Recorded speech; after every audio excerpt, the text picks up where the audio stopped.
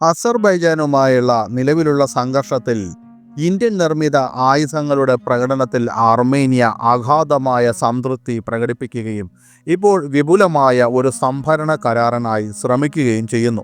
ഇതിനകം ഏറ്റെടുത്തിട്ടുള്ള സംവിധാനങ്ങളുടെ കൃത്യതയിലും വിശ്വാസ്യതയിലും ആകൃഷ്ടരായ അർമേനിയ അത്തരം കൂടുതൽ ആയുധങ്ങൾ വാങ്ങുന്നതിനെക്കുറിച്ച് ചർച്ച നടത്താൻ പദ്ധതിയിടുന്നു. അവയിൽ പലതും ഓപ്പറേഷൻ സിന്ദൂറിൽ ഇന്ത്യ വിന്യസിച്ചിരുന്നു.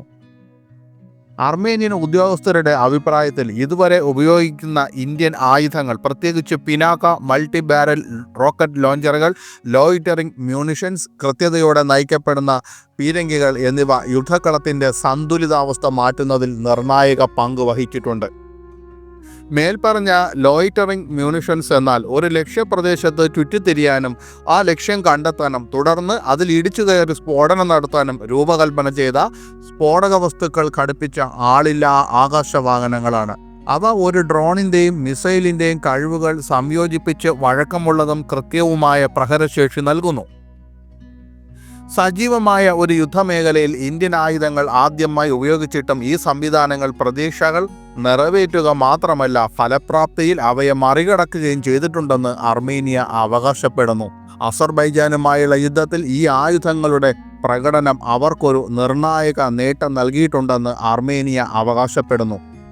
ഓപ്പറേഷൻ സിന്ദൂറിൽ ഇന്ത്യ ഉപയോഗിച്ച ആയുധങ്ങൾ ഉൾപ്പെടെ ഇതേ ആയുധങ്ങളുടെ കൂടുതൽ അളവ് അർമേനിയ ഇപ്പോൾ ആവശ്യപ്പെടുന്നു.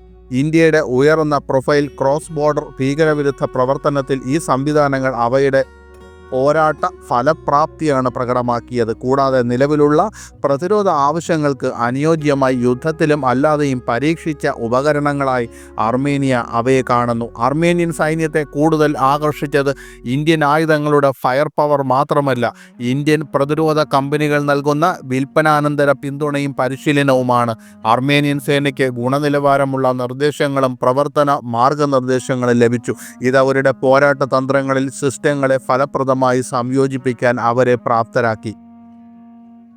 പ്രതിരോധ സാമഗ്രികൾക്കായി അർമേനിയ പരമ്പരാഗതമായി റഷ്യയാണ് ആശ്രയിച്ചിരുന്നത്. എന്നിരുന്നാലും ഉക്രൈൻ റഷ്യ യുദ്ധം റഷ്യയുടെ ആയുധങ്ങൾ എത്തിക്കാനുള്ള കഴിവിനെ പരിമിതപ്പെടുത്തി. ബദൽ സ്രോതസ്സുകൾ പര്യവേക്ഷണം ചെയ്യാൻ അർമേനിയ നിർബന്ധിതരായി. ഈ സാഹചര്യത്തിൽ ചെലവ് കുറഞ്ഞതും എന്നാൽ സാങ്കേതികവുമായി നൂതനവുമായ പരിഹാരങ്ങൾ വാഗ്ദാനം ചെയ്യുന്ന ഒരു ആഗോള വിശ്വസനീയ പങ്കാളിയായി ഇന്ത്യ ഉയർന്നു വന്നു. നിലവിലെ അർമേനിയൻ ഷോപ്പിംഗ് പട്ടികയിൽ കൂടുതൽ പിനാക്ക ലോഞ്ചറുകൾ മാത്രമല്ല, സ്വാതി വെപ്പൺ ലൊക്കേറ്റിംഗ് റഡാറുകൾ, ലോയിറ്ററിംഗ് യുദ്ധോപകരണങ്ങൾ, ആൻറ്റി ടാങ്ക് ഗൈഡഡ് മിസൈലുകൾ, വാഹനത്തിൽ ഘടിപ്പിക്കാവുന്ന 155mm മൗണ്ടഡ് ഗൺ സിസ്റ്റങ്ങൾ, വിവിധതരം പീരങ്കികൾ, advanced towed artillery gun system എന്നിവയും ഉൾപ്പെടുന്നു. ഇന്ത്യൻ സേനയുടെ സമീപകാല വിജയകരമായ ഉപയോഗങ്ങൾ അടിസ്ഥാനമാക്കിയാണ് അർമേനിയ ഈ ആയുധങ്ങൾ പലതും തിരഞ്ഞെടുത്തത്.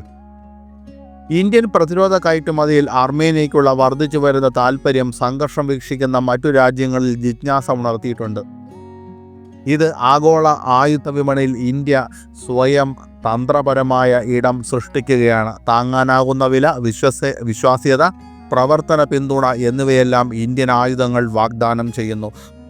തുർക്കി, അസർബൈജാൻ, പാകിസ്ഥാൻ എന്നിവ തമ്മിലുള്ള വളർന്നു വരുന്ന തന്ത്രപരമായ സഖ്യത്തെ ചെറുക്കാനുള്ള വിശാലമായ ശ്രമത്തിൻ്റെ ഭാഗമായി ഇന്ത്യ അർമേനിയയ്ക്കുള്ള ആയുധ വിൽപ്പന ത്വരിതപ്പെടുത്തുന്നതായി സൗത്ത് ചൈന മോർണിംഗ് പോസ്റ്റ് പറയുന്നു.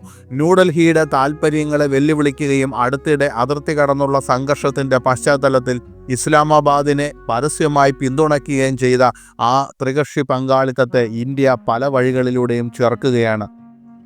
അർമേനിയ പരമ്പരാഗത ആയുധ വിതരണക്കാരായ റഷ്യയിൽ നിന്ന് ക്രമേണ അകന്നു പോകുന്നതും 2020 മുതൽ ഡൽഹിയും അർമേനിയ സർക്കാരും തമ്മിലുള്ള പ്രതിരോധ ബന്ധം ക്രമാനുഗതമായി വളരുകയും ചെയ്യുന്നതായും മോർണിംഗ് പോസ്റ്റ് പറയുന്നു. യുറേഷ്യയിലുടനീളം വർദ്ധിച്ചു വരുന്ന ആഴത്തിനുള്ള ഭൗമരാഷ്ട്രീയ വൈരാഗ്യമാണ് ഈ മാറ്റം എടുത്തു കാണിക്കുന്നതെന്ന് ഇന്ത്യൻ വിശകലന വിദഗ്ധർ പറയുന്നു. ഉക്രൈൻ യുദ്ധത്തിൻ്റെയും മറ്റ് പ്രാദേശിക സംഘർഷങ്ങളുടെയും പശ്ചാത്തലത്തിൽ സഖ്യങ്ങൾ കൂടുതൽ പുനർനിർമ്മിക്കപ്പെടുന്നു.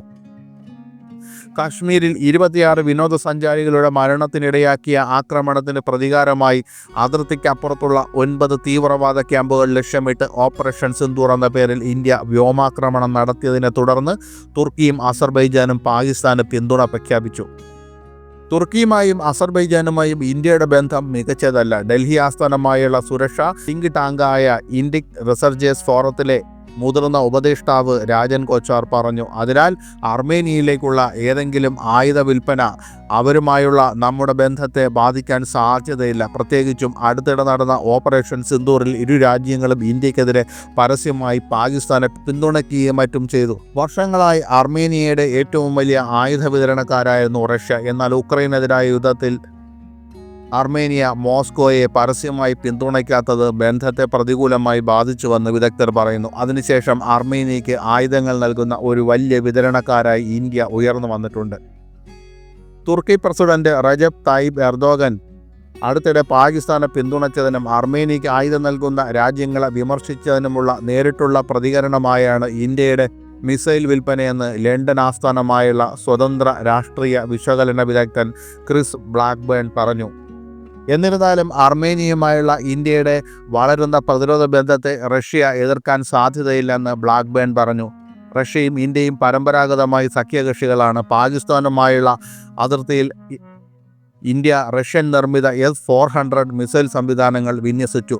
പാകിസ്ഥാൻ വ്യോമാക്രമണങ്ങളിൽ നിന്ന് ഇന്ത്യ നഗരങ്ങളെ സംരക്ഷിച്ചതിൻ്റെ ബഹുമതി ഇവയ്ക്കായിരുന്നു. സംഘർഷത്തിനിടെ തുർക്കി ഡ്രോണുകൾ പാകിസ്ഥാൻ വിന്യസിച്ചതായി ഇന്ത്യ ആരോപിച്ചു. ഇത് പൊതുജനങ്ങളുടെ പ്രതിഷേധത്തിന് കാരണമായി. തുർക്കി അസർബൈജാനി ഉൽപ്പന്നങ്ങൾ ബഹിഷ്കരിക്കുന്നതിനായി ഇന്ത്യൻ ഉപഭോക്താക്കളും ബിസിനസ്സുകളും ഇതിനകം തന്നെ ഒരു ക്യാമ്പയിൻ ആരംഭിച്ചിട്ടുണ്ടെന്നും കൂടാതെ ഈ രാജ്യങ്ങളിലേക്കുള്ള യാത്രാ പദ്ധതികൾ റദ്ദാക്കുകയും ചെയ്തിട്ടുണ്ടെന്നും സമീപ വർഷങ്ങളിൽ അവധി ദിനങ്ങൾക്കും വിവാഹ ആഘോഷങ്ങൾക്കും ഇവ ജനപ്രിയ സ്ഥലങ്ങളായി മാറിയിരുന്നത് ഇപ്പോൾ ഇന്ത്യൻ ജനത മാറി ചിന്തിക്കുന്നുവെന്നും സൗത്ത് ചൈന മോർണിംഗ് പോസ്റ്റ് പറയുന്നു.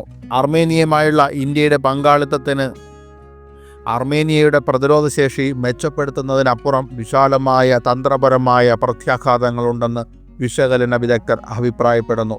ഇന്ത്യക്ക് ആ മേഖലയിൽ സ്വാധീനം വർദ്ധിപ്പിക്കാൻ ഇത് അനുവദിക്കുന്നു. അതുവഴി യുറേഷ്യയിലുടനീളം ഒരു പ്രധാന പ്ലെയർ എന്ന നിലയിൽ ഡൽഹിയുടെ സ്ഥാനം ശക്തിപ്പെടുത്തുന്നു. അർമേനിയ, ഇറാൻ എന്നിവയിലൂടെ ഇന്ത്യയെ യൂറോപ്പുമായി ബന്ധിപ്പിക്കാൻ ലക്ഷ്യമിടുന്ന ഒരു നിർദ്ദിഷ്ട അന്താരാഷ്ട്ര വടക്കൻ തെക്കൻ ഗതാഗത ഇടനാഴിയുടെ പ്രാധാന്യത്തിനും ഇത് കൂടുതൽ ഊന്നൽ നൽകുന്നു. ദക്ഷിണേഷ്യയിൽ വൈദഗ്ധ്യം നേടിയ ലണ്ടൻ ആസ്ഥാനമായുള്ള എഴുത്തുകാരനായ പ്രിയജിത്ത് ദേബ്സാർക്കർ ഇന്ത്യയുടെ ആയുധ വിൽപ്പന തീർച്ചയായും അർമേനിയയുടെ പ്രതിരോധ സംവിധാനത്തിൻ്റെ ശേഷി വർദ്ധിപ്പിക്കുമെന്ന് പറഞ്ഞു. തുർക്കി നിർമ്മിത ഡ്രോണുകളുടെ ആക്രമണങ്ങളുടെ ഒരു പരമ്പരയെ ഫലപ്രദമായി തടയാൻ ഇന്ത്യൻ സൈന്യത്തിന് കഴിഞ്ഞുവെന്ന് അദ്ദേഹം ചൂണ്ടിക്കാണിക്കുന്നു. എല്ലാം കൊണ്ടും ഇന്ത്യയുടെ തന്ത്രപരമായ സഖ്യങ്ങൾ വിപുലപ്പെടുത്തുകയാണ്. പ്രതിയോഗികൾക്ക് തിരിച്ചടികൾ നൽകിക്കൊണ്ട് അവരുടെ ശത്രുക്കളെ പിന്തുണച്ചുകൊണ്ടും ഇന്ത്യ ഒരു വലിയ പ്ലെയറായി മാറുകയാണ് ലോകക്രമത്തിൽ എന്ന് തന്നെ പറയാം.